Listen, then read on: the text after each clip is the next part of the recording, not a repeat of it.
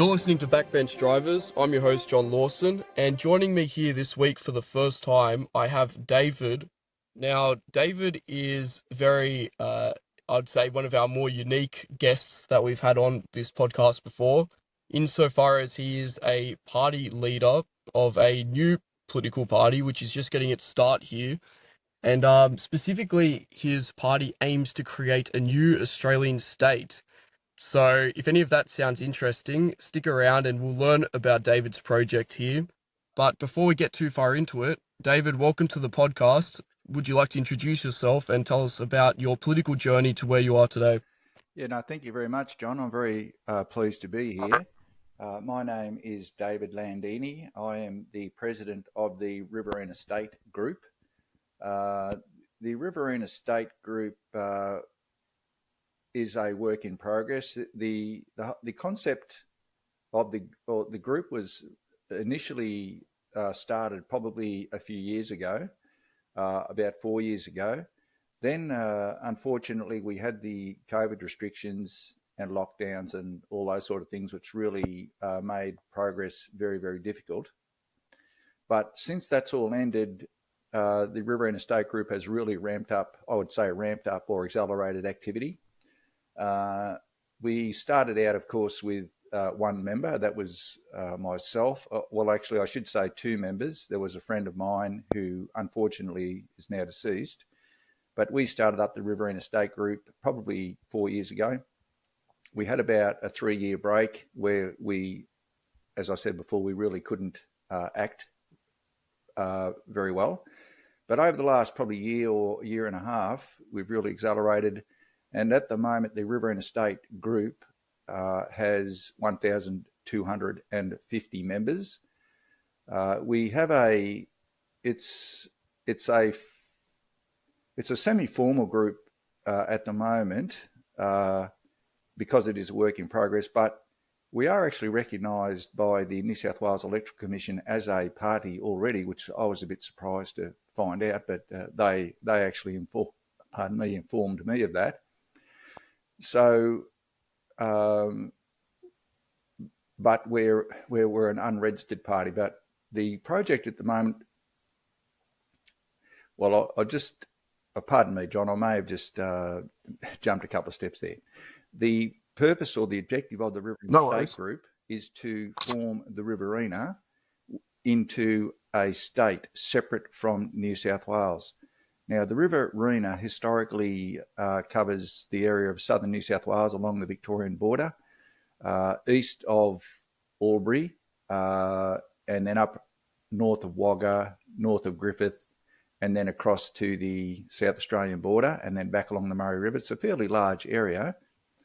But this project not only includes what's historically the New South Wales Riverina, but also includes some areas of northern Victoria, particularly the irrigation areas of northern Victoria. And the reason for that is southern New South Wales, or the Riverina and southern New South Wales, has a lot in common with northern Victoria.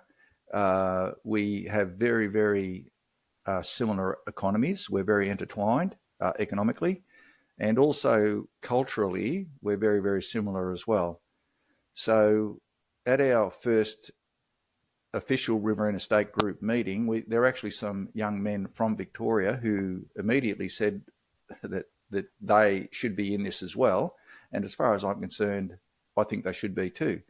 But I remember at the time I felt that, gee, that's sort of double the size of the project. But it is absolutely necessary that we, certainly the Riverina section of New South Wales separates from Sydney.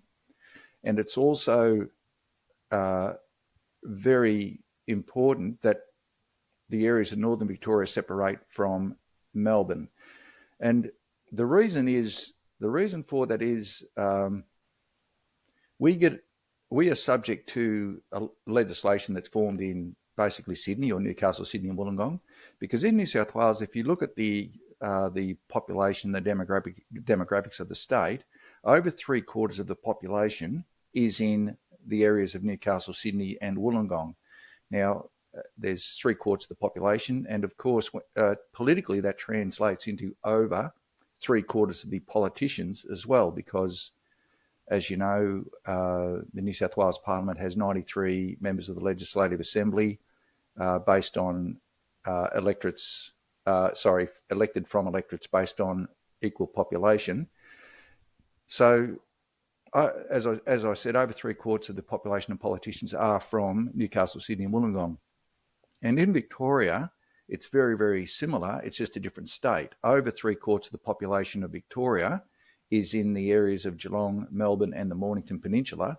And the country areas represent under 1/4 of the population. And it's even probably worse when you consider that Bendigo includes 2 electorates and Ballarat includes 1 electorate. And they are really extensions of the metropolitan area of Melbourne. So we are subject to legislation that comes out of those population centres. And some of that legislation is very, very detrimental to our financial well-being. And when I say financial, it's very detrimental to our livelihoods, to our jobs. It's very detrimental to the wealth that's created in these areas. We, and particularly the natural resource-based industries, because the economies in the Riverina and Northern Victoria are really entirely based on, if not entirely, certainly the vast majority of that economy is based on natural resource management. And obviously that's agriculture. And in these areas, and in Northern Victoria, specifically irrigated agriculture. And then there's also the forestry industry as well, which is that's another very, very large industry. And those 2 industries are the biggest wealth creators and economies in these areas. So unfortunately or regrettably, the population in Sydney is not directly affected by what happens with the natural resource management in this state. There may be some indirect benefit to the people in Newcastle, Sydney and Wollongong, as in the production that we produce, the people in the Riverina produce. It may well be exported through the Port of Sydney. And of course, the tax base includes a lot of money paid from these areas to the Treasury in Sydney. But there's not a lot of effect on the people in Newcastle, Sydney and Wollongong by what happens in this state here in the Riverina. Most of our, and a strange thing is, or it may not be very well known, but the Riverina has always been more orientated towards Victoria than New South Wales. And there's simply, it's pretty simple really, because Melbourne, for example, and the Port of Melbourne, where all the export produce goes in Australia, and the Riverina exports a lot of that a lot of those resources produced in the Riverina. It's a huge quantities are exported. And most of that business goes through the Port of Melbourne or the Port of Geelong, simply because they're closer. And for example, where I live in New South Wales, in 30 kilometres north of the Murray River, so 30 kilometres into New South Wales from Victoria. But Melbourne is a 3.5-hour drive for me, whereas Sydney is an 8-hour drive. So for freight reasons, most of our business actually goes into Victoria. And culturally or genealogically or historically, most of the early pioneers actually came up through Melbourne, Geelong, Ballarat and the goldfields. So there's always been a real cultural and economic and commercial attachment to Victoria, much more so than to New South Wales. So regrettably for us, and as I mentioned before, there's a significant amount of legislation that comes out of Sydney that is very, very bad for the livelihoods of the people in these areas. And the most... Well, David, if I can jump in quickly. Yeah. I think one thing that was interesting that I read in your bulletin that you gave me, or your what would you call it, your press briefing, and it's a great point that no one really even thinks about.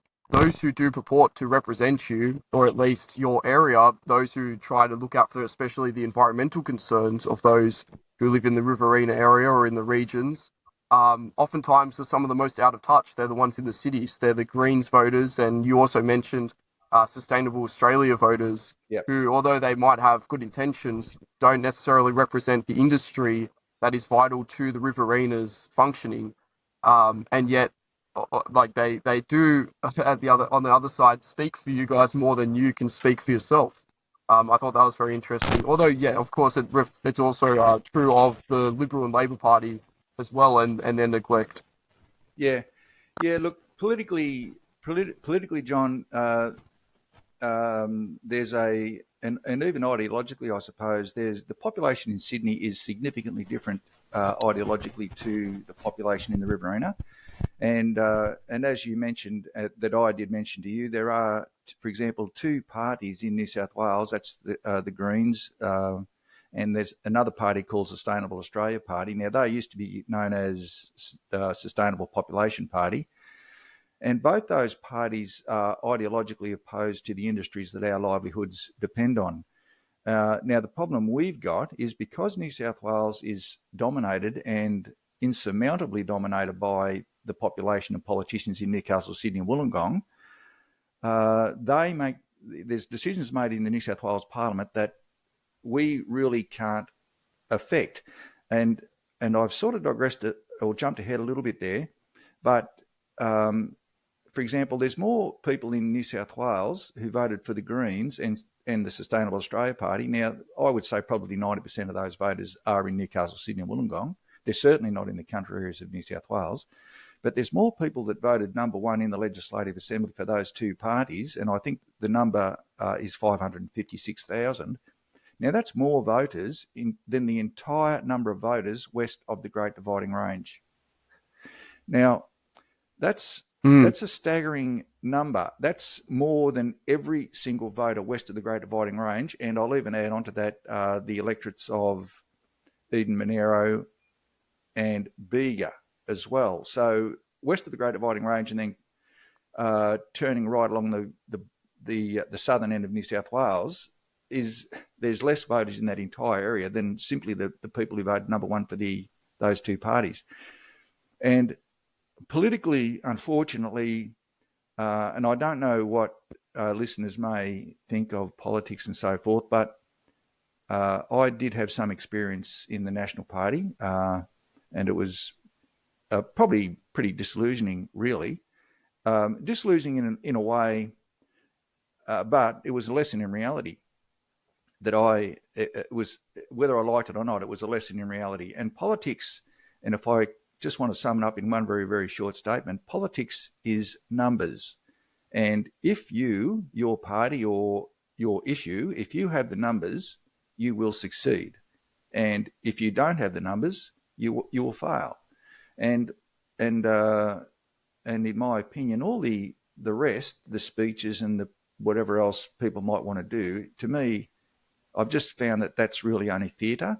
And ultimately, the decisions are based on the numbers. And in our case, with the fact that any politician that wants to get elected in Sydney has to take into account the huge number of people, the 556,000 people that vote for parties such as the Greens and the Sustainable Australia Party.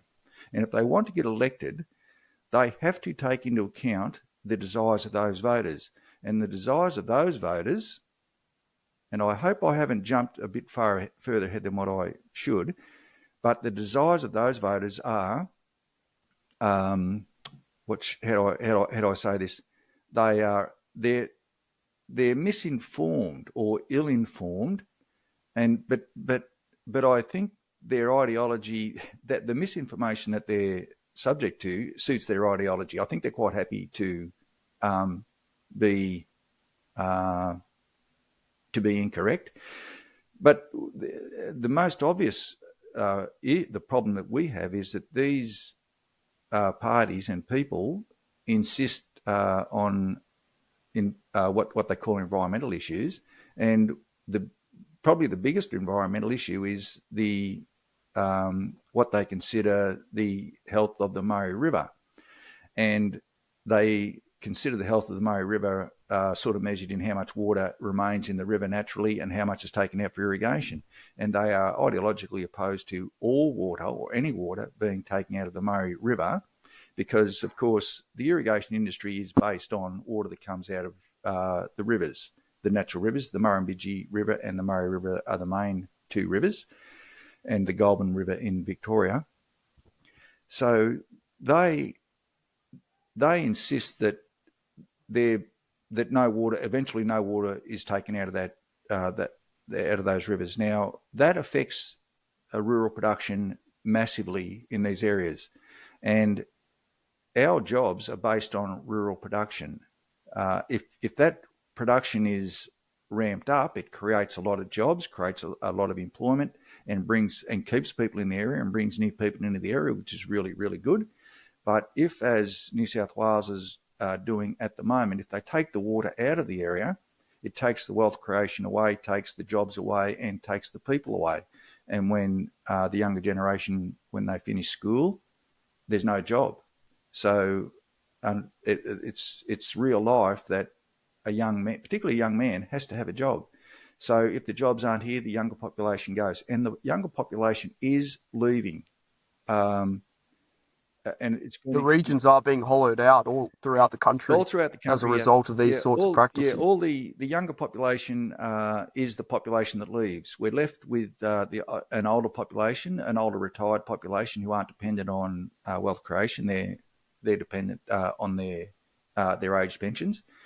And then there's a slightly younger population that's established with their industries and so forth. But it is being hollowed out, and the hollowing out is the younger population. So that's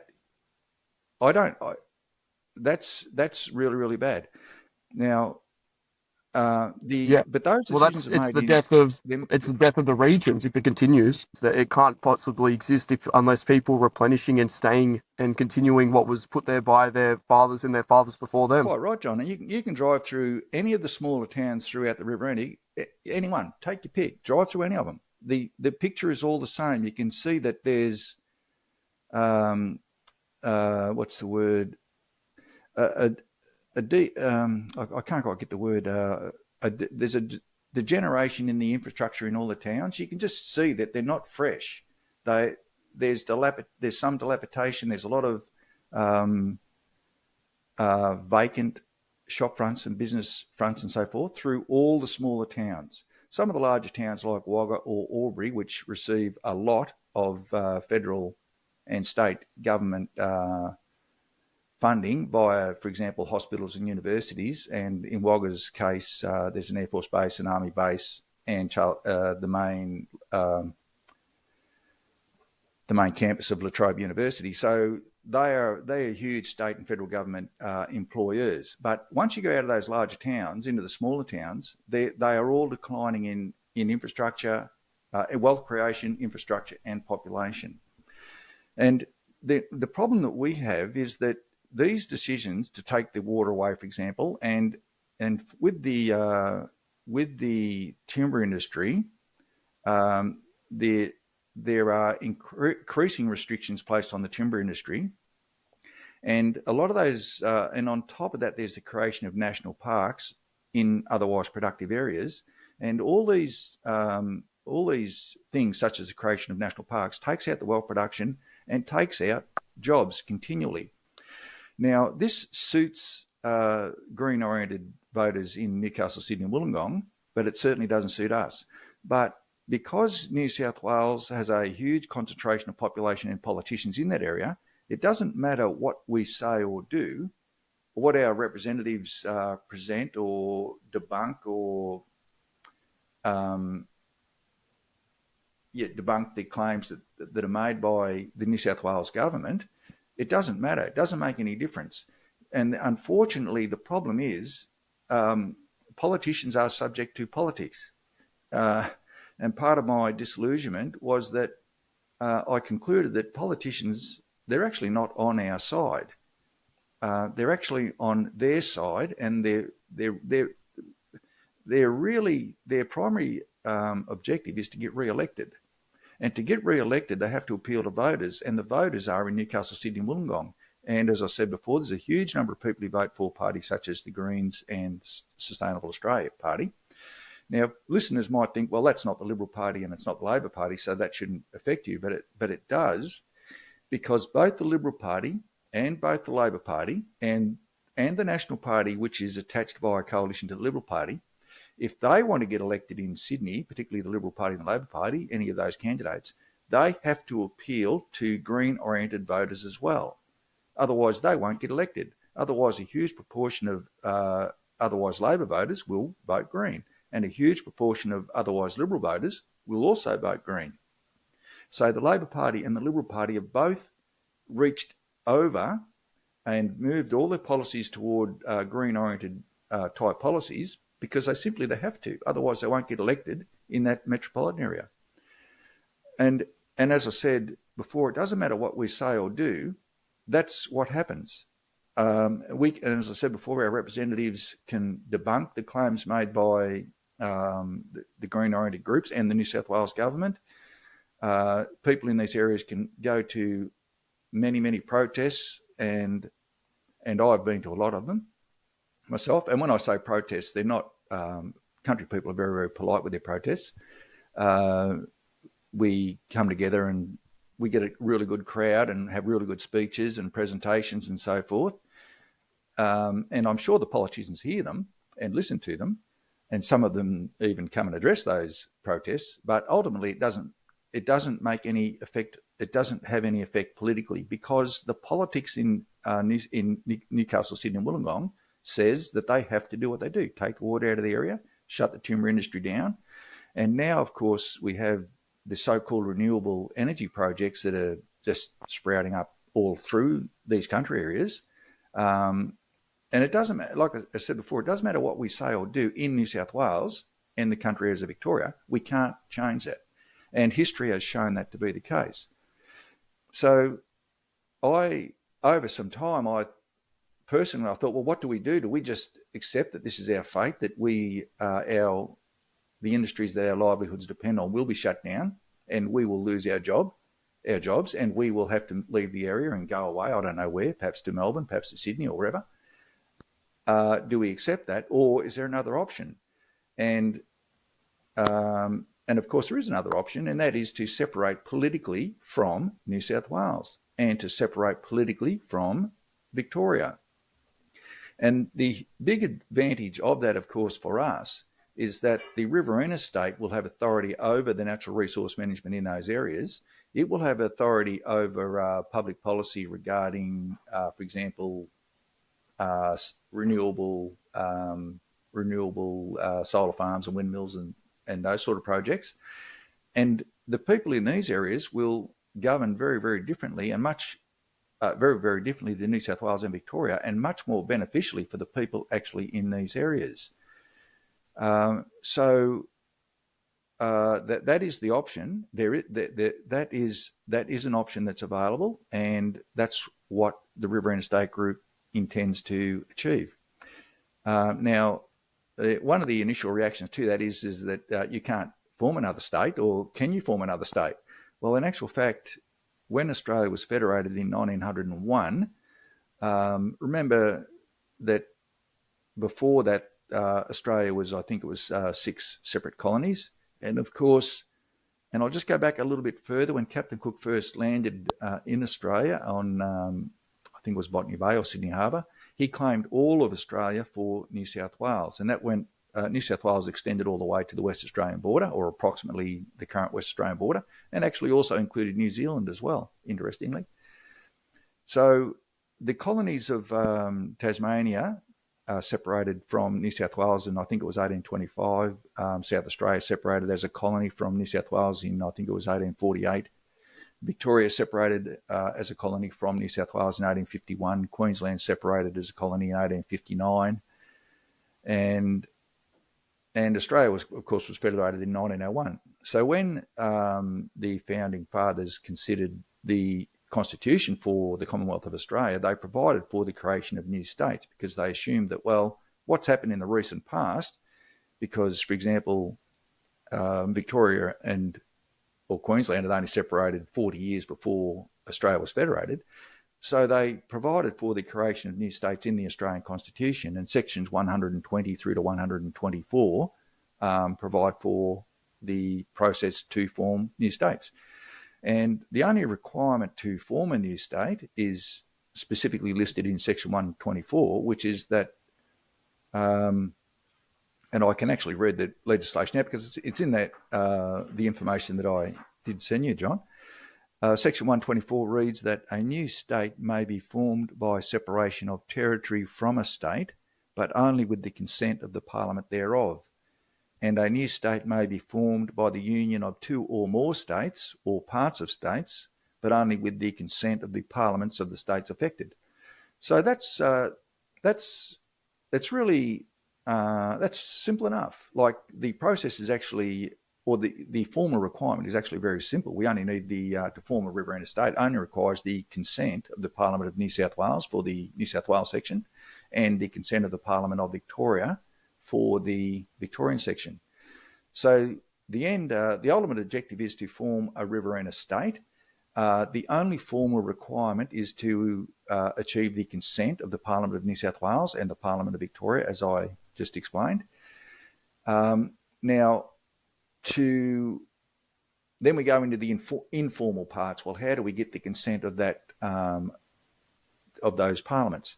Now, there is a precedent for state formation in Australia, even though it was an unsuccessful attempt. But the New England area of New South Wales attempted to separate from New South Wales and form a New England state from the 1930s through to 1967. And the people in New England agitated and did what they did. And they eventually held a referendum on state formation in 1967, as I said. And that referendum was of the people in New England only, in the people in that proposed state, not the people in the Riverina, not the people in Newcastle, in Sydney or Wollongong. So, and the purpose for that was to use that referendum that they hoped would win, succeed, and use that as justification for the state of New South Wales to consent to the formation of that state. And in 1967, it failed 46% for to 54% against. And just on that particular referendum, for people that may not know it and may be interested, if Newcastle was included in that referendum, and this is a bit of a digression off the Riverina State, but I find it interesting. And the Riverina State Group is basing its campaign on the previous New England campaign. Now, the New England referendum would have been won very, very comfortably, except for the fact that Newcastle, or the population of Newcastle, was included in that referendum.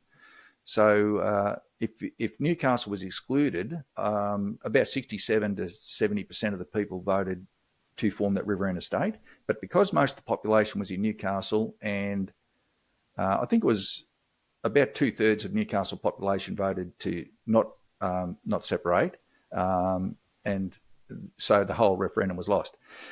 So the Riverina State Group intends to eventually build up to a referendum on state formation, and that referendum will be the people in that proposed state. It won't be the people in Newcastle or Sydney or Wollongong or anyone outside of that proposed state, and that's based on the New England model.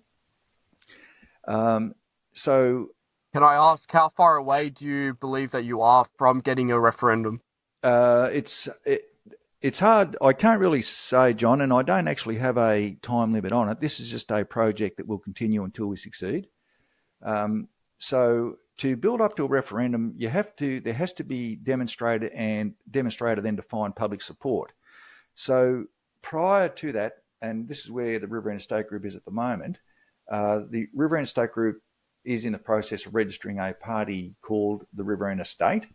Now, and will stand candidates in federal elections and New South Wales state elections and Victorian state elections. Now, register federally requires at least 1,500 members. Now, members can be from anywhere in Australia, and at the moment, the Riverina State Group has 1,250 members, and most of that membership is from New South Wales, the Riverina portion of New South Wales, and also there's a lot of members from Northern Victoria, but there's also some Queensland members and West Australian members and South Australian members as well. So we intend to register that party and stand candidates in the federal elections. Now, we're on a bit of a tight schedule with the next federal election, but we hope to be there and stand candidates in 3 New South Wales electorates in the Riverina, which is Farrer, which is the electorate that I'm in, Riverina, which is basically Wagga, and Eden Monaro, which is that's Tumut, those towns and so forth over there.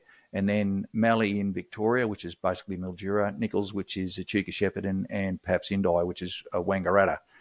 Now, the reason for that is so that it's a very, very good way to advertise the cause. When people go to vote, they'll be familiar with the fact they get their voting ballot, and you'll have candidate A, B, and C, and under each candidate, or under the major party candidates, you'll have the party name under that candidate. So one candidate will have the Liberal Party written under his or her name on the voting ballot.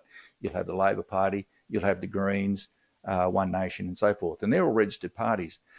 And that's a huge advantage for when people go to vote, because most people, when they vote, they actually don't know the candidates, but they do know the parties. And most people, when they vote, they actually vote for the party. It really doesn't matter. It might matter a little bit, but not a real lot, who the actual candidate is. So what the Riverina State Group wants to do is to get the Riverina State printed on each of those electoral ballots as well. And there's about 100,000 voters in each electorate federally. So hopefully the Riverina State will be printed on up to 600,000 voting ballots. Now that's a huge step into the public domain, to have the party name, and the party name expresses the objective of that party on all those electoral ballots. It would certainly go a long way to legitimising your cause. It does, yeah, for sure. Yeah, it does in a few ways there, John. And the media attention you'll receive, say that you even receive a small but, existent portion of the vote, I think that will be a massive win as well. Yeah, look, there's no doubt. A lot of people, just for example, David Landini's a candidate. David Landini, people get the voting ballot. David Landini, who's that? Probably an independent, I don't know. I'm not even considered. But to have a party name such as the Riverina State written under that, a lot of people will say, gee, I don't know David Landini, but gee, I like the idea, Riverina State, here's my vote. And that we will get a lot of votes by having a registered party. And that support, that will be recorded with the Australian Electoral Commission and with the New South Wales Electoral Commission for state elections and the Victorian Electoral Commission for Victorian elections. And everyone in Australia will see how many people actually support state formation, and it will be certified support for state formation. Now, I'm not going to say that we will get candidates elected, but I'm sure that we will get a lot of people. We will get a lot of votes, because a lot of people will support that with their vote, and eventually we will use that certified support to step up or leverage up to a referendum on state formation, and we will have that certified support to back up our claim. And I can assure you that politically, the case for a Riverina State is very sound, and it's logical. And there's a lot of people in these areas can see the bad governance, and it is very, very bad governance coming out of Newcastle, Sydney, and Wollongong, and Geelong, Melbourne, and the Mornington Peninsula. This will happen, John. I can assure you, and this will standing candidates having a registered party will define and certify the quantity of support for this, and as time goes on and more people become aware of this project, a lot of people will support it. And until, John, we will get there. It will happen. Well, it also seems like there's mass dissatisfaction with the current state of the Nationals as well. We were saying earlier about how you have the difficulty of the cities having the most representation in Parliament, and you struggling to get your voices through as um, people who live in the regions. And then you combine that, you could say that's the rock, and then you have the hard place of the Nationals, which are a very lackluster representative of the regions, I'd say, and they sort of have a monopoly on the area, and that's why they're able to win so frequently. As soon as somewhat competent opposition came up in the form of the shooter fishers farmers over in New South Wales in the Riverina area, they won 3 electorates fairly swiftly. Now, I know that you're discontented with the state of the shooters, fishers, farmers, but I do think it speaks to the fact that people are looking for an alternative out there, and that could bode very well for you and for the party. Yeah, there's no doubt, John. A lot of people are looking for an alternative. The National Party historically has been the party and the members of Parliament that represent these areas, and historically, I think perhaps at some stage they did a good job, but in my opinion, they certainly don't now. The National Party is very tied to the Liberal Party, and it's probably worthy of another discussion about this, about why this happens. And I have a very firm opinion about why the National Party does not represent country people. It's too closely tied to the Liberal Party in that if they want to form government in New South Wales, they have to, members of the National Party, they have to be in coalition with the Liberal Party. And part of and I will digress into a discussion on this, because there's a lot of ambition involved, personal ambition amongst politicians. And part of the coalition agreement always is that the leader of the National Party becomes the deputy leader of Australia or the deputy leader of the state. And then they also have agreements where members of the National Party, members of Parliament, get certain ministries throughout the New South Wales government as well. And the benefit of that is, number one, there's a huge pay rise. Like a ministry's worth, up to between $100,000 and $150,000 extra a year. Plus, a minister, they have a lot of power. They have a lot of people that admire them. So, for an ambitious politician, that's a real attraction. But to be a minister or the deputy premier or the deputy prime minister, they have to be in coalition with the Liberal Party. And for the coalition to win government, the Liberal Party has to win seats in the urban areas. For the Liberal Party to win seats in urban areas, it has to chase the votes in those urban areas. And a lot of those people, as I spoke about before, a lot of those people are very green oriented. So they have to, if they want to form government, they have to enact policies that are very, very detrimental to the people in the country areas. And the National Party, and this is I think very, very unfortunate, but I was actually in the National Party for 10 odd years, but the National Party, I think the ambition of the individual politicians has overtaken their desire to represent their constituents. Their ambition to be a minister, to be the deputy premier, to be the deputy prime minister, overrides their ambition to represent their constituents. And I think that's become more and more obvious as time has gone by. And as you said, John, now I can't remember the exact election for the other electorates, but the Shooters, Fishers and Farmers Party won the seats of Murray, which is where I am, of course, and Orange and Barwon. That's over 60% of the area of the state was lost by the National Party and won by the Shooters, Fishers and Farmers Party candidates. And of course, just on that particular issue, it was the Shooters and Fishers Party, which is mainly along the coastal areas of New South Wales. But when the candidates for election wanted to stand as Shooters and Fishers candidates, they persuaded the party to put farmers on as well. So it became the Shooters, Fishers and Farmers Party, and that appealed to a lot more people in the country areas. And those candidates were elected as Shooters, Fishers and Farmers candidates. Of course, there's been some sort of fallout in the Shooters, Fishers and Farmers Party, and I don't know the ins and outs of it, but those three members of Parliament have actually ditched the Shooters, Fishers and Farmers Party, and they're all actually independents now. But they're all re-elected as independents. So, and that does show a real disenchantment or a recognition that the National Party actually does not it does not represent country people, and it actually has no intention of representing country people. And that might sound a little bit hard, but if anyone who thinks the National Party is very, very good, well, you tell them that to start to represent their constituents, and they will and people will respond with their vote. But at the moment, I would just recommend entirely that the established parties in the coalition, we have to realise they're actually not on our side. I mean, we know the Labor Party's not on our side. I don't want to be rude, and I don't want to upset anyone's politics, but we know they're not on our side. But the thing about the coalition is, historically, people in the country have thought that these people are on our side, but the reality is they're not. And we have to understand that and recognise that.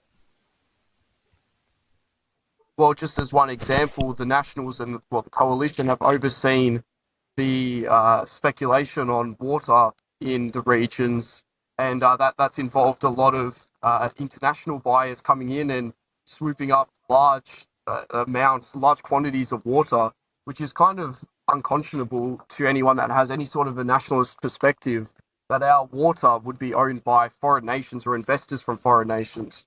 And that's just the beginning of it. I mean, what about the mines and the various other resources? Yeah, the Water Act 2007, which was the act that introduced Commonwealth Control of Water, Water Act 2007, that was introduced by the coalition government, the John Howard, Tim Fisher coalition government. It's the worst legislation that people in these areas have ever suffered under, and that was introduced by the coalition, who are meant to be on our side. Now, they dressed it up under environmental concerns and so forth, and they still get re-elected because in the country, look, I don't want to upset people that might like particular parties, but the Labor Party is not popular in these areas. So the coalition gets re-elected because, as has often been stated, the other option's worse. So, but the Water Act 2007, that was brought in by the coalition government. Worst, well, I shouldn't say the worst legislation, but certainly the worst, equal worst legislation.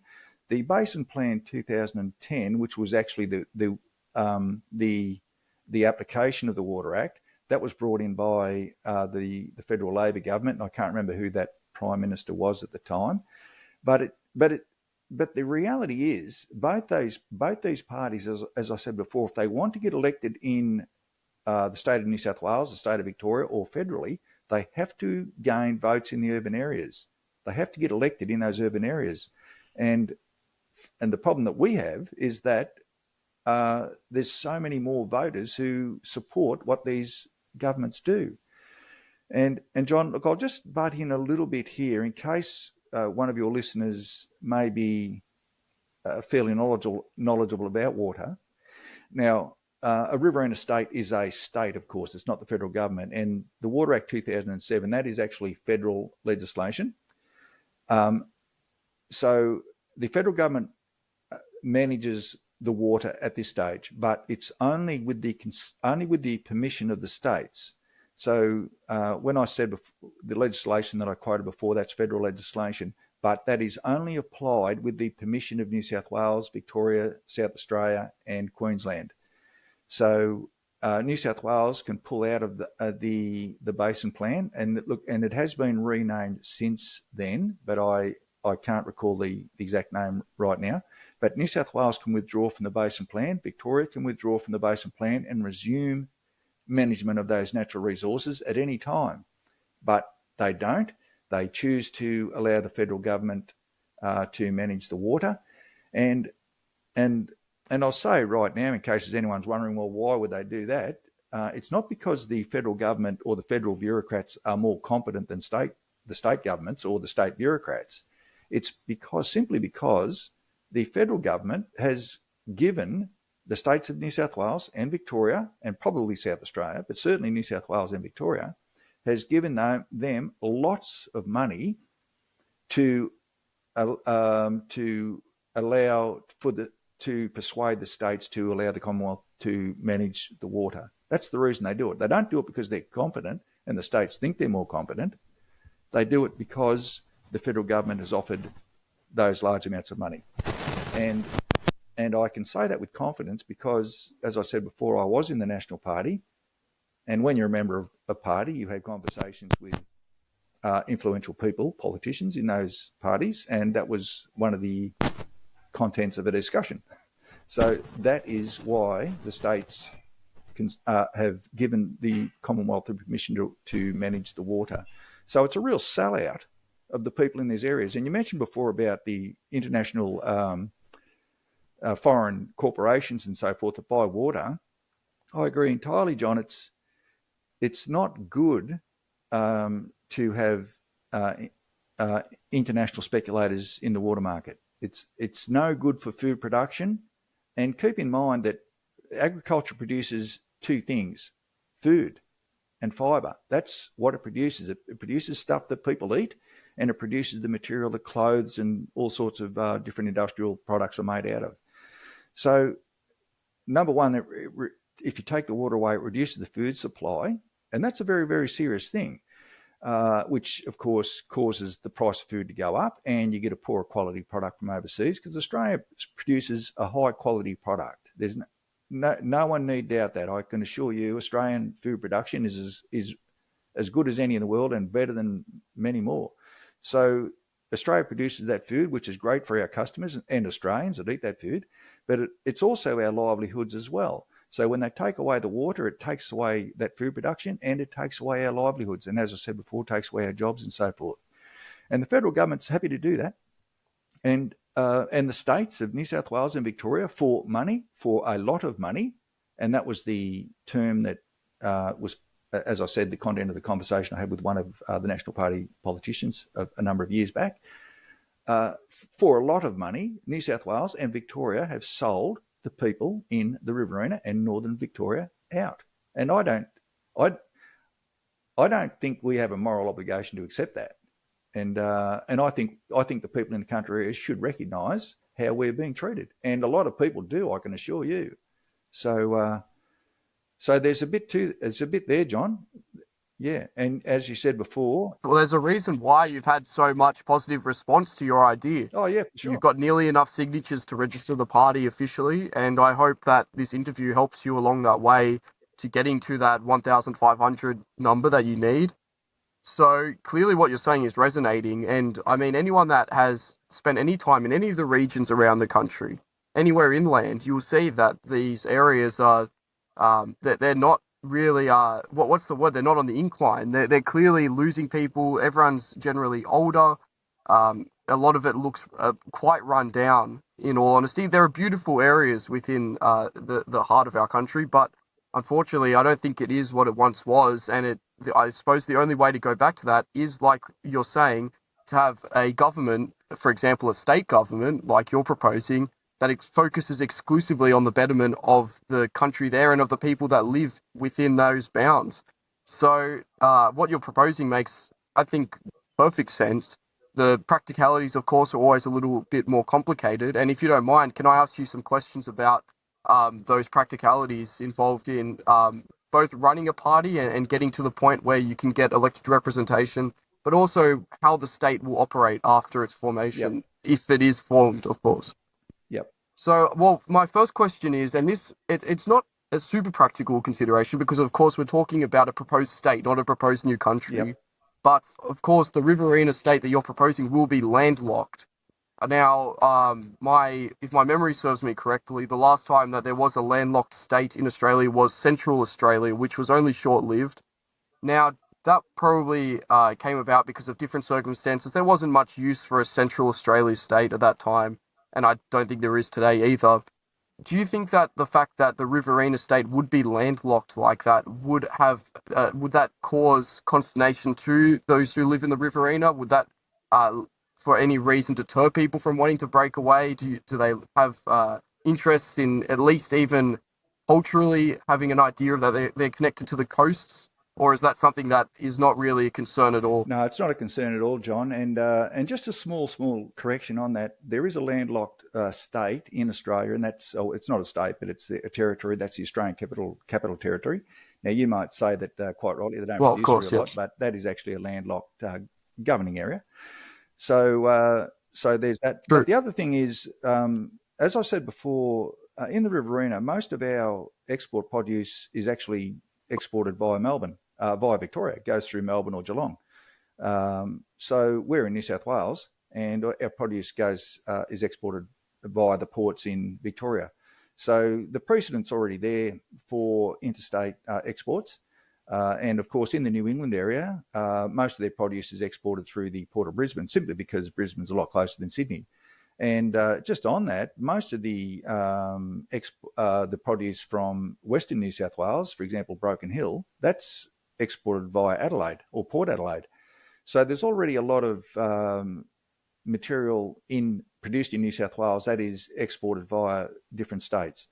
And Australia actually has in its constitution, now I will guess here, but I think it's section 92 of the Australian Constitution, which prohibits interstate barriers to trade and commerce.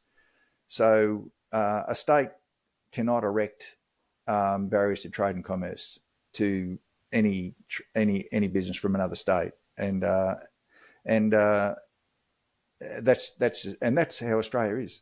And the practical the practice at the moment is that, as I said before, there's a lot of material that is exported via different states. The Riverina State will not affect that business at all, and I can assure you, the Port of Melbourne will certainly want to continue that business. There's a huge amount of material goes through that port, and that will continue. The people in Melbourne, the Port of Melbourne, they'll want that business, and we want to use them as well. So that won't be a problem, John, not at all. Fair enough. And I've got another question on the practicalities. What would be some of the ways that you would go about revitalizing the Riverina itself, say, once you have a state or once you have elected representatives? It seems like economically you're going to need a big boost. You're going to need a couple of other things to be considered a true self-operating state. You've talked about your exports just now, but would you be able to develop other forms of industry that those on the coasts rely on, a more complex economy than just resources? John, I would personally just ensure that the industries that we have at the moment are allowed to grow and prosper, which they will. That would be the first thing, just to stop the suppression of these industries that's happening at the moment. So I would just introduce good governance to begin with, to ensure that our existing industries continue and prosper. So I would do that to begin with, and that would be number one, the water. We would ensure that the water doesn't go out to sea. It's used productively, responsibly, of course. Now we have there are already interstate agreements where certain quantities of water are available to each state, and that includes South Australia as well, and we would fulfil those obligations. But the increasing obligations under so-called environmental flows, where we just lose water and it ultimately just flows out to sea in South Australia, that will stop. We will keep the water, we'll keep it and use it, make sure it's used productively. That will create wealth, create jobs, keep the people here. And then, of course, the timber industry, again, we would revitalise that as well. And of course, in Victoria, the Andrews state government there, I think it was a year or so ago, brought in a total prohibition on any native timber harvesting. Now, I'm sure the people in Victoria would be very happy to see that prohibition go. And I am quite confident that in a Riverina state, prohibitions like that will go by the wayside. And of course, people in the urban areas might think, oh, well, that doesn't sound very good. You're going to cut all the forest down. It's not how these industries have ever worked. They've always worked on a regulated basis. So, for example, in state forests and so forth, there's no clear felling. There's selected regulated harvesting, and the forest still grows plenty of trees, and there's significant amount of timber taken out of that forest as that forest grows. So that management will continue, that responsible management, but the wealth creation will be restarted, and the jobs, of course, and the people. So that's very realistic. And just on that, John, I'm not a, I'm not, I really don't think, as far as new industries go, I really don't, I'm really confident that politicians are not good judges of what industries should be promoted and what shouldn't be.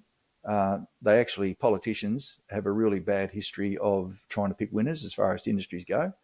I would not be inclined to try and pick a winner or try to establish an industry myself, but I would certainly make sure that the framework that enables the startup of new businesses, the startup of new industries, that occurs, that the regulatory burden would be minimal, so that entrepreneurs with good ideas and productive ethics, they would be very, very welcome in any state that I had any influence in the governance of, and we would create the wealth. And ultimately, John, it comes down to what's good for the people in that state. And there's a few fundamental things that are required, and that is, you want to live somewhere, particularly the younger population, particularly a young man, he has to have a job. To have a job, you've got to have wealth creation. And I would ensure any governor, any state that I'm involved with, would ensure that wealth creation occurs. And consequently, the jobs, and consequently the population of people can stay here. Yep. Yeah, that's I think that's definitely realistic. I've got some other further questions about the process by which you're going to get to the point of establishing a state, which would be your party and the political process that you're engaging in at the moment.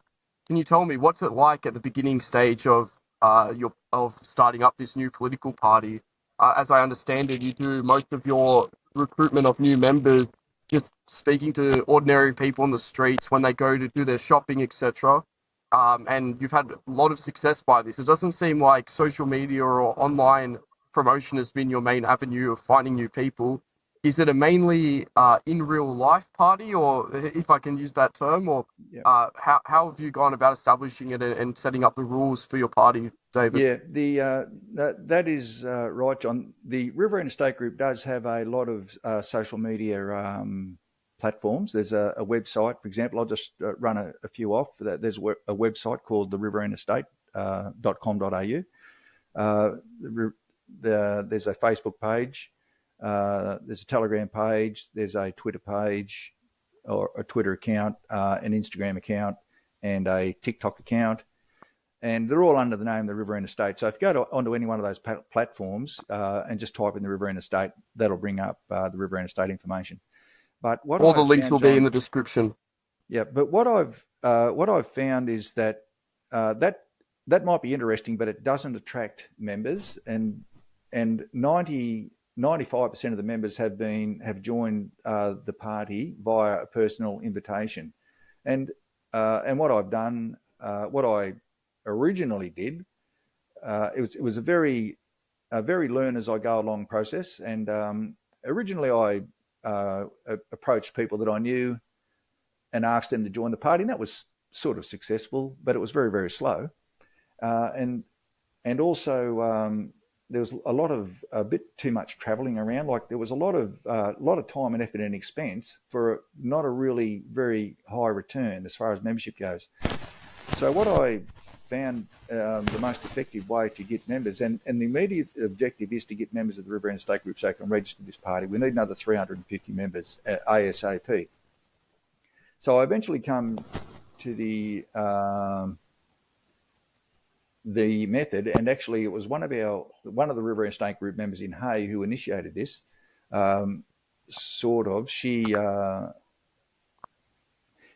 She knew some people and had a really good and has a really good outgoing personality, and she got quite a few members by. Look, I haven't explained that very well, John. So I think I'll just step back from there. So what I've found is the most effective way to get members is to set up a small display, and there's some Riverina State advertising material, and what I found is really, really popular is the Riverina State flag, which might be on some of well, if anyone goes to any of those media platforms, I'll see it.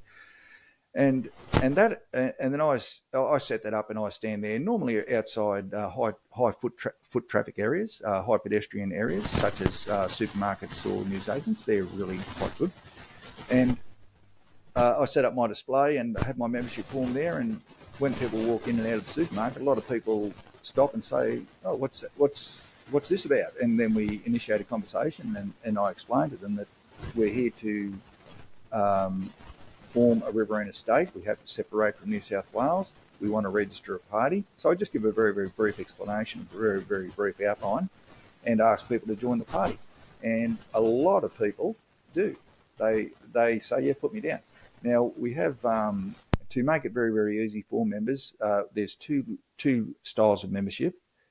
The first membership is establishment membership, and that the purpose of that is, as the name says, to establish the party. And establishment membership is free. There's no cost. Just join. Put your name down. All that's required is the member's name, address, and date of birth for the Electoral Commission. And then I also get their phone number and their email address in case I have to contact them. But there's no cost. So there's no financial barrier to people joining. So and that's really appreciated by those members, and that's very, very popular. The other style of membership is general membership, and that is $200 per annum. And the purpose of general membership is to cater for the financial reality that state formation actually does cost money. There's a myriad expenses involved with any enterprise, and the Riverina State Group is no exception to that.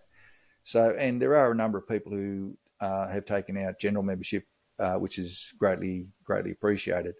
And there are some other members who have actually made donations on top of that, just because they recognise the importance of state formation, and they recognise the fact that it actually does cost money. So there's some very, very generous people in these areas, and that's greatly appreciated. So that's the method at the moment, is to, like as I said, set up these what I call them membership invitation events, and invite people to join, and it's quite popular. Understandably so. And it's very amusing to me, as someone who doesn't live in the country, in the rural areas, to hear how you've gone about doing this in the best way. I mean, if somebody set up a sign outside of in a public area in the cities, people would walk right on past. There would be no interest. But I mean, it sounds like, and from my experience, country people are so friendly that and so outgoing that they'll see someone with a flag and with this novel idea, and they're willing to engage with it and even support you. So Yeah, I think real commendations to you guys yeah, out there. and We're approaching the end of our time on this podcast. yep.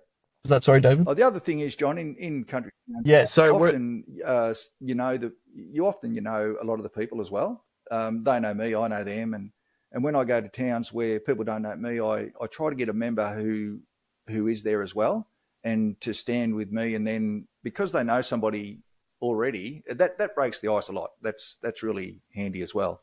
So and that encourages membership if they know somebody who's already in there. Like, it's a very personal thing. Like well, certainly in this organisation, it's very, very personal. People and country people, probably like all people, they like to know who they're dealing with and who they're being associated with.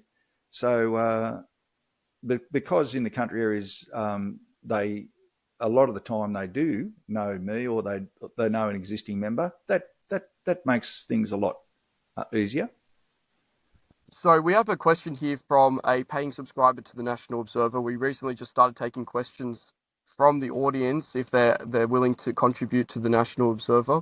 And we thank this anonymous contributor. And he wanted to ask about the Bradfield scheme, which was an idea, and it's supported by the Honourable Bob Katter, to create a sort of inland sea irrigation system in Australia by flooding part of inland Australia, more so up in Queensland, but it would also affect the Riverina. Is this something that you'd be interested in, David, or what are some alternatives that you've thought of?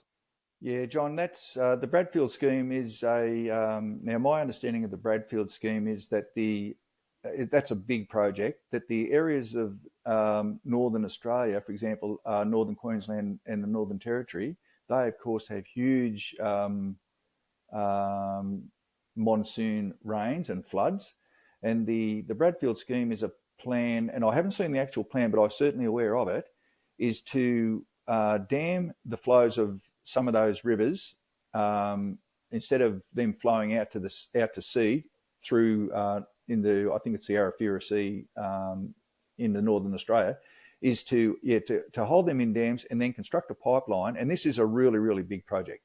And then construct pipelines to pipe that water all the way back into, for example, any area really where it's irrigatable, just flat country, but certainly into Queensland. I think where Bob Catter's, he would obviously be referring to Queensland, but you could extend that pipeline all the way to the Riverina as well. But that's a really, really big project.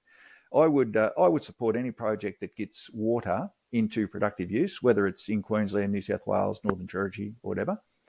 And just on that, John, there's also a scheme in New South Wales that has already been surveyed and planned, and that's known as the Clarence River Scheme. And the Clarence River is a river in northern New South Wales where that area receives huge quantities of rainfall, and all that water flows a very short distance and then out to sea. There is a plan, for example, to construct a dam up into the catchment area of the Clarence River. Now, it would not hold all the water in the Clarence River. That's simply impossible because the flow is that huge. But hold some of that water and then construct a tunnel and a pipe through the Great Dividing Range. Now, these are not big jobs, and this has already been done in the Snowy Mountain scheme. There's already a pipe system which captures some of the water that would normally flow out to the coastal areas off those rivers, but it's piped back inland and eventually into the Murrumbidgee River. So Australia's already got the Snowy Mountain Hydro scheme that's already there. So the Clarence River scheme, that is a very, very viable project. And so capture that water and then pipe it across to the headwaters of the Darling River, which is not very long. And then that water would flow down the Darling River, and there would be so much water, we'd absolutely would not know what to do with it for a large number of years. So any of those projects that put water back into the inland, John, the Riverina State Group and Party and State would certainly be very supportive, if not initiate those projects as well. Having too much water sounds like a good problem to have. Water is such a great thing, John. Like the inland of Australia and the Riverina, where we are, like it's a really, really pretty area. But sometimes we have droughts, and it is deadly. It is so deadly that even the wildlife dies, and that's serious. Like for example, even the snake population dies. We had what's called the millennial drought from 2000 to 2010. Now there were a couple of years in that time period where there was reasonable rainfall, but the other 8 years were really, really dry. And it was that dry that even the reptile population died. It was amazing. So that's how bad it can get in Australia. But the population was still here because we still had water in Hume Weir, Dartmouth Dam in Victoria, and Burrinjuck on the Murrumbidgee. So we still had a water supply, but without that regulated water supply, we would have been in dire straits. So water is it's just it's really hard to describe, John. It certainly should not be not appreciated. Yeah, absolutely. Now, we're approaching the end of our time here on this episode. So I think I might just give a little conclusion in terms of why I thought that this idea is actually interesting on a broader scale, rather than just for those who are immediately impacted, those who live in the Riverina. And that is that, well, for many of the listeners to this show and for myself, we come at national issues and issues within our country from a nationalist perspective, or a very conservative religious perspective. And this means that when we look at the things going on in society today, whether it be a lot of the moral causes, for example, abortion, same-sex marriage, various other things like that, or the national issues, which include immigration and the selling out of our country and the various issues caused by globalism, we can often feel like that where we struggle to find representation in politics to actually represent our issues. Now, if we were to see more states popping up, for example, in the Riverina, and creating more centers of power around the country, this could be a great opportunity for voices that actually represent Australia's interests to pop up and speak on a national or state level, and actually represent these interests. So, for example, if you had a Riverina state and it was full of generally more conservative people, people that live in the country have always voted more conservatively than those who live in the cities, and I don't see any reason why that would change after the formation of a state. This could be a great way to have a bulwark against some of the worst changes happening to our country. I would be supportive even of in many different states breaking up a lot of the larger electorates where practical into smaller electorates so that there are more representatives in parliament who speak for the conservative people that live out in the regions, and also those conservatives and nationalists who live around the country who don't necessarily live in the most conservative parts.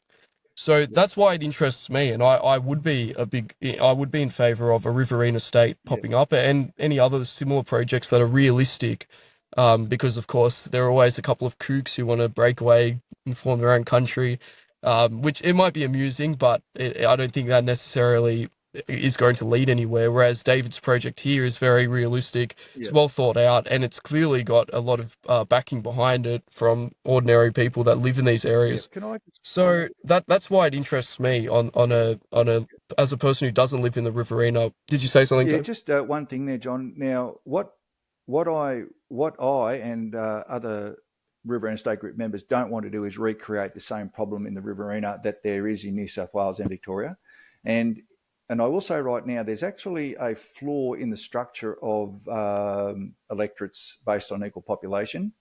Sorry, there's a flaw in the method of governance in each state of Australia, and that flaw is electorates based on equal population. Because the problem is when an area such as Newcastle, Sydney, Wollongong, or Geelong, Melbourne, and the Mornington Peninsula reaches a dominating position, those politicians, because they want to get elected, they draw all the public money into their electorates. And we find in every state of Australia has the same problem. The capital city areas are drawing all the large portion of the public money into those areas with their hospitals, with their schools, universities, and whatever else. And that creates government-inspired jobs and employment and so forth, and population growth. And that flaw has caused the same problem in every state of Australia. It's not just New South Wales, not just Victoria, it's South Australia as well, West Australia, Queensland as well. Not quite so much because Queensland is naturally still slightly diversified, but eventually it will fall into that same fatal flaw as well. So the Riverina State Group is proposing that we have members of parliament, we have electorates based on population, but on equal population, but subject to area limits. So, and there is a proposed formula with the Riverina State Group, and that is that number one, no electorate area-wise gets bigger than 10% of the area of the state. We don't have a situation where the electorate of Barwon in New South Wales right now has about 45% of the area of the state. Well, we can't. That will not happen in a Riverina state. So no electorate larger than 10% of the area of the state. Additional representation for every 10,000 people, which will allow for increased representation for the more highly populated areas, but restricted to no more than 10 electorates in 10% of the area of the state. So if, for example, and just for example, if Albury-Wodonga grew into a population powerhouse in the Riverina state, it would not increase its representation up to 75% like New South Wales and Victoria have. It would only be limited to no more than 10 electorates, 10 members of parliament in 10% of the area of that state. That's just a nice, easy formula to remember. So we have to recognise there's actually a flaw in the political system in Australia that has caused us to get to the situation where we are. And the Riverina state will ensure that flaw is not reproduced in that state. And you would find, John, I'm not a little peeve of mine. I think that words have meanings, and conservative, that implies that it will conserve what is already there. Well, I think if you look closely at yourself, I'm not here to conserve the status quo at all. And for a start, to form a whole new state is quite radical. So, so I don't want to give my politics away too much, but I'm very inclined towards personal freedom. And there's a whole lot of other things that emanate from that personal freedom as well. So, but that's where I stand a bit. And I would say yourself and probably your audience are probably orientated that way fairly well as well. Certainly. Perhaps right wing would be a better descriptor, but I think conservative does pretty accurately describe those who live in a lot of the rural areas. Yeah, voting. Yeah, it's a media term that's quite popular, but my personal thing is, please don't call me a conservative. No, I'm certainly more. You're a radical. We need a big improvement, and to me, you're going to bring about a new Australia. We have to bring around a new Australia, a better Australia for the people in that country. And I think at the moment, Australia is not. And Victoria is a really good example of that, where Daniel Andrews, when he was Premier, he created the illusion of wealth and prosperity in Victoria by borrowing money. Now, there was a lot of employment in Victoria, a lot of infrastructure, construction and so forth, but it was all built on debt. And of course, I don't know what Victoria's total debt is, but I believe I don't know the actual number, but it's the equivalent of New South Wales, Queensland and South Australia all put together is equal to Victoria's public debt. So that's what's the word? It's a fake economy. It's a delusional illusion of prosperity. And now, of course, Victoria, their debt problem is so bad, they pay, I think it's $27 million per day in interest, not on capital repayment, but in interest. And of course, Dan Andrews, when he couldn't borrow any more money, he did a runner. I mean, the man, I don't have any respect for Daniel Andrews. I don't have any respect for him at all, to be quite frank. But he deluded the Victorian people, and now Victoria and the Victorian people are in a lot of financial trouble, and that's a real problem. And I would not, in my opinion, that's not good governance. That's really, really bad governance. But unfortunately, and I'll digress a little bit, but a lot of the so-called left-wing governments, Labor-type governments, they've worked out the electoral formula for success is to give the people the money, and a lot of that without upsetting them with the increased taxation. So they do the easy way out and just borrow the money. And Labor governments are renowned for that, but the Liberal governments have sort of picked up on that as well, and they have not been what I would call responsible either, but they've covered it up with the sale of public assets like Qantas and Telstra and so forth. But I do believe governance should be for the benefit of the people, and to be quite frank, you cannot substitute anything for work and production of wealth without being overly dominated by those objectives or those methods. But there's no substitute for wealth creation and work. Well, David, with those strong words, we'll wrap up the episode. Thank you so much for joining us. And I'd like to encourage anyone who was listening along to go and sign up for the Riverina Party. It doesn't matter, you don't have to be in the Riverina, as David said earlier. You can live anywhere in Australia. And hopefully that will help get you towards your goal of 1,500 members so that you can run some candidates and get this idea out to the broader public, David. Thank you very much, John. And there's a membership link on the website as well. So if interested people go to the website, there's a page titled membership, and just go there, and it's quite simple, easy enough to work out. All those links will be down below in the description, so it'll be very easy to just go and click it, and I encourage everyone to do so. And for anyone who wanted to find more of the National Observer's content, of my content, I encourage you to go check out thenationalobserver.co. That's where you can find all of our podcasts and articles. And we should have a lot of interesting content coming up. So I want everyone to go subscribe to that so they don't miss it. You can get it sent straight to your inbox. And with that, thank you very much, David. Have a great rest of your week. Thank you, John.